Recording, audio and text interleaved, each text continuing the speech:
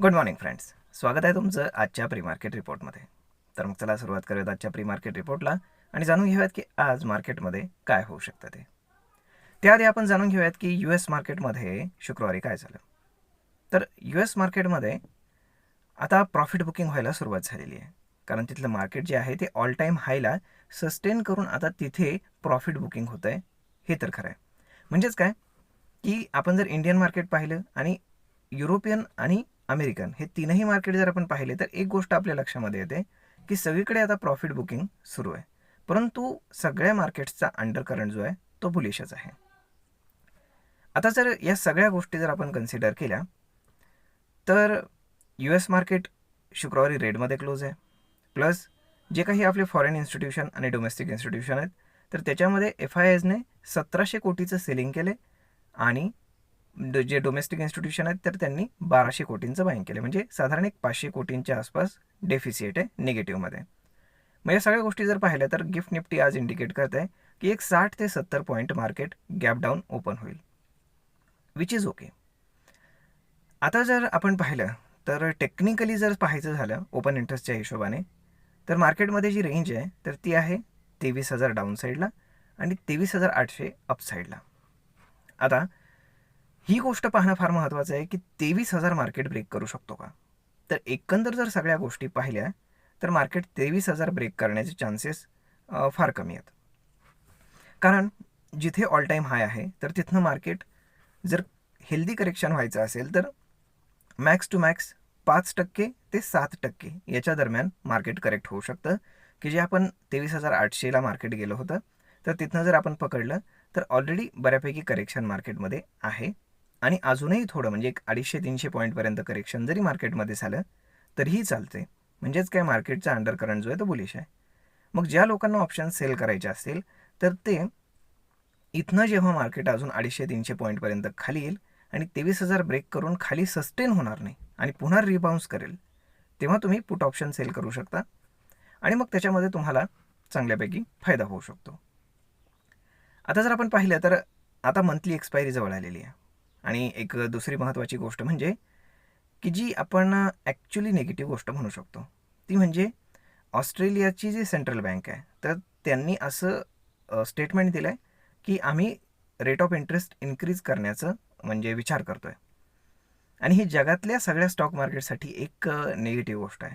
तर तुम्ही म्हणाल असं का. तर ॲक्च्युअल ऑस्ट्रेलियाची इकॉनॉमी एवढी मोठी नाही आहे, परंतु प्रॉब्लेम असा आहे की तुम्हीच विचार करा की जगातले सगळे सेंट्रल बँक सांगत आहेत की आता इन्फ्लेशन कंट्रोलमध्ये येत आहे आणि आम्ही रेट ऑफ इंटरेस्ट कमी करण्याचा प्रयत्न करतोय किंवा होतील.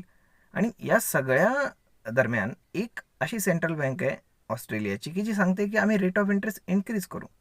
म्हणजे कुठेतरी त्यांच्याकडे इन्फ्लेशन वाढलेलं आहे की जे त्यांच्या कंट्रोलच्या बाहेर चाललंय, ही गोष्ट तर सिद्ध होते. मग आता नक्की काय होतं हे पाहण्यासाठी आपल्याला बुधवारपर्यंत वाट पाहावी लागेल. कारण बुधवारी त्यांच्या सेंट्रल बँकची मीटिंग आहे. मग तेव्हा जे स्टेटमेंट त्यांच्याकडनं येईल त्याला जास्त महत्त्व राहील. तर मग आता या गोष्टी झाल्या ग्लोबल. आता जर आपण लोकल गोष्टींवरती आलो तर सध्या एक फॅक्टर फार महत्त्वाचा आहे, तो म्हणजे निर्मला सीतारामन. कारण त्या कुठे टॅक्स इन्क्रीज करतील, काय करतील हे सांगता येत नाही सध्या तरी. परंतु मार्केटमध्ये स्पेक्युलेशन चालू झालं आहे आणि न्यूज पण यायला सुरुवात झालीत. कदाचित तुम्ही ऐकले असतील की F&Oवरती टॅक्स इन्क्रीज केला जाऊ शकतो. तो बिझनेस टॅक्समधनं स्पेक्युलेशन टॅक्समध्ये घेतला जाऊ शकतो. मग यानं काय होईल की सध्या जो बिझनेस टॅक्समध्ये तो आहे तर त्यामध्ये सगळे एक्सपेन्सेस जे आहेत तर ते तुम्ही क्लेम करू शकता. लॉस जो आहे तो ऑफसेट करू शकता. परंतु जर ते स्पेक्युलेशनमध्ये आलं तर तुम्हाला 42% टॅक्स भरावा लागेल. प्लस तुम्हाला कुठलंही एक्झम्पशन त्याच्यामध्ये मिळणार नाही. कुठलेही टॅक्सेस तुम्ही त्याच्यामध्ये क्लेम करू शकत नाही. त्यानंतर कुठल्याही गोष्टी तुम्ही त्याच्यामध्ये क्लेम करू शकत नाही. लॉस तुमचा ऑफसेट करू शकत नाही. मग या सगळ्या गोष्टी जर पाहिल्या तर F&Oवरती एक निगेटिव्ह इम्पॅक्ट येऊ शकतो. म्हणजेच काय, जर ॲक्च्युअल जर बजेटमध्ये जर त्यांनी यामध्ये टॅक्सेस इन्क्रीज केले F&Oमध्ये जसं मी सांगितलं तसं, तर मार्केटमध्ये एक फ्रीफॉल येण्याचे चान्सेस फार जास्त आहेत. कारण खूप जास्त प्लेयर्स जे आहेत तर ते F&Oमध्येच ट्रेड करतात आणि जर हा टॅक्स खरंच इम्पोज करण्यात आला तर ही एक प्रचंड निगेटिव्ह गोष्ट मार्केटसाठी राहू शकते. मग आता या अशा केसमध्ये आपण काय करू शकतो.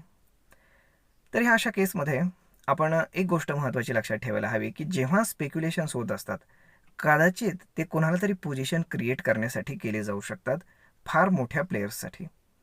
असंही असू शकतं, की कदाचित असा कुठला टॅक्स येणारच नाही किंवा आला तरी तो अगदी निग्लिजिबल असेल. म्हणजे जे सांगितलं जाते, की ते स्पेक्युलेट करून 42% पर्यंत घेऊन जातील. तर ही गोष्ट पाहण्याजोगी आहे, की त्या दिवशी काय घडतं. कारण ते कदाचित कुणालाच माहीत नाही आहे. ना तुम्हाला ना मला. ते फक्त फायनान्स मिनिस्टरला माहीत आहे. आता मग त्यासाठी आपल्याला तोपर्यंत वाट पाहावी लागेल. मग त्याच्या आधी काय होईल, की जर असे स्पेक्युलेशन्स चालू असतील तर मार्केटमध्ये एक करेक्शन येऊ शकतं. ओके. आणि जर बजेटच्या दिवशी जर त्यांनी ते अनाऊन्सच केलं नाही किंवा मग तसा कुठला टॅक्सच आला नाही, तर मार्केट पुन्हा रिबाउन्स करेल आणि जो आत्तापर्यंतचा ऑल टाईम हाय आहे तो ब्रेक करून मार्केट पुन्हा वरती जाईल. आणि दुसरी गोष्ट, जर तो टॅक्स खरंच इम्पोज करण्यात आला तर मार्केटमध्ये ऑलरेडी करेक्शन झालेलं असणार आहे. म्हणजे मार्केट जे पडेल तर तो शेवटचा दिवस असेल ज्या दिवशी बजेट असेल त्या दिवशी. मग या सगळ्या गोष्टीचा इम्पॅक्ट काय होऊ शकतं ऑप्शन सेलर्सवरती. तर जुलै महिन्याचे जे ऑप्शन्स आहेत तर ते तुम्ही आत्ता सेल करायला जाऊ नका. कारण त्यामध्ये काय होईल, की त्यामध्ये व्होलॅटिलिटी राहणार आहे आणि त्यामध्ये काय होणार, की विक्स जो आहे तो इन्क्रीज होत जाईल नेक्स्ट मंथमधला. आणि त्यामुळे काय होईल, की तुमच्या ऑप्शनच्या प्राइसेस जरी मार्केट तुमच्या फेवरमध्ये मूव्ह केलं तरीसुद्धा त्या इन्फ्लेट होत राहतील, वाढत राहतील, कमी होणार नाहीत आणि मग तुमचे स्टॉप लॉसेस हिट होतील. म्हणजेच काय, की जोपर्यंत हे स्पेक्युलेशन्स थांबत नाही तोपर्यंत तुम्ही इक्विटीमध्ये ट्रेड करू शकता. ऑप्शन्समध्ये करू नका फार फार तर. आणि जेव्हा ही क्लॅरिटी येईल त्याच्यानंतर मग तुम्ही ऑप्शन्समध्ये पुन्हा पोझिशन घ्या, काहीच अडचण नाही. ओके. तर मग आता पाहणं गरजेचं आहे, की कुठे कुठे टॅक्सेस वाढू शकतात, काय होऊ शकतं.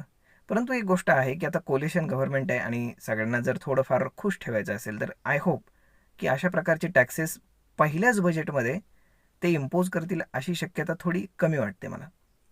त्यामुळे कदाचित की ऑप्शनच्या प्राइजेस कमी होण्यासाठी किंवा मग कुणाला तरी मोठी पोझिशन क्रिएट करण्यासाठी कदाचित हे स्पेक्युलेशन्स केले जाऊ शकतात किंवा मग अशा न्यूज स्प्रेड केल्या जाऊ शकतात, की ज्याचा इम्पॅक्ट हा मार्केटवरती बॅडली होऊ शकतो आणि त्याच्यामध्ये एक चांगली पोझिशन क्रिएट करून कुणीतरी मोठा प्लेअर चांगले पैसे कमवू शकतो. तुमच्या लक्षात येत असेल. जनरली बऱ्याचदा असंच होतं आणि नंतर आपल्या लक्षात राहत नाही की काय झालं होतं. परंतु ही गोष्ट नेहमी लक्षात ठेवा, की जेव्हा एखादी गोष्ट आधीच बाहेर कळते तर त्याची फार जास्त शक्यता असते की ती गोष्ट खोटी असू शकते. कारण जे लोक बजेट बनवतात तर ते लोक शेवटच्या दिवशीपर्यंत हे फायनान्स मिनिस्ट्रीच्या ऑफिसमध्येच राहतात. त्यांची राहण्या खाण्याची व्यवस्था तिथेच असते. ते लोक बाहेर येत नाहीत कारण बजेटमध्ये काय आहे, काय अनाऊन्स केलं जाणार आहे हे फार कॉन्फिडेन्शियल असतं, गोपनीय असतं. त्यामुळे ती गोष्ट बाहेर येऊ नये म्हणून ही सगळी काळजी घेतली जाते. कारण यामध्ये करोडो रुपयांचा सवाल असतो आणि म्हणून तर अशी शक्यता मला तरी थोडी कमी वाटते, परंतु सांगता येत नाही. कारण आपण काही फायनान्स मिनिस्टर नाही. त्यामुळे ही गोष्ट लक्षात ठेवा, की पॉसिबिलिटी दोन्ही आहेत. परंतु ट्रेड कसा करायचा किंवा इन्व्हेस्ट कसं करायचं, तर ते आयदर मार्केट पडू द्या, करेक्शन येऊ द्या, तेव्हा इन्व्हेस्टमेंटला चान्स मिळेल. अदरवाईज खरंच जर असा टॅक्स इम्पोज केला गेला तर त्या दिवशी मार्केटचा पुन्हा एक बॉटम बनेल आणि मग त्यानंतर मार्केट पुन्हा त्याच्याच दिशेनं जायला सुरुवात करेल. परंतु मार्केट सतत पडत राहणार नाही, लक्षात घ्या. कारण ज्या दिवशी बजेट आहे तर त्या दिवशी साहजिकच आहे की गव्हर्नमेंट जे आहे आत्तापर्यंत NDA गव्हर्नमेंटनं जे काही रोड इन्फ्रास्ट्रक्चर वगैरे ह्या गोष्टी आहेत तर याच्यावरती भरपूर खर्च केलेला आहे. म्हणजेच येणाऱ्या बजेटमध्ये सुद्धा इन्फ्रास्ट्रक्चर, त्यानंतर EV कार्स वगैरे याच्या काही गोष्टी आहेत की जे गव्हर्नमेंटचे ॲम्बिशियस प्रोजेक्ट आहेत तर त्याच्यावरती चांगले पैसे खर्च केले जातील आणि मग साहजिकच आहे त्या कंपन्यांना फायदा होईल आणि त्या कंपन्या चांगल्या प्रकारे मुवमेंट करायला सुरुवात करतील. तर मग मित्रांनो, अशा पद्धतीने राहू शकतं आजचं मार्केट. आय होप तुम्हाला हा व्हिडिओ ट्रेड आणि इन्व्हेस्टमेंट करण्यासाठी नक्कीच उपयोगी पडत असेल. जर हा व्हिडिओ, ही माहिती तुम्हाला आवडली असेल तर आपल्या जवळच्या मित्रमंडळींसोबत देखील हा व्हिडिओ तुम्ही शेअर करायला सुरुवात करा. धन्यवाद.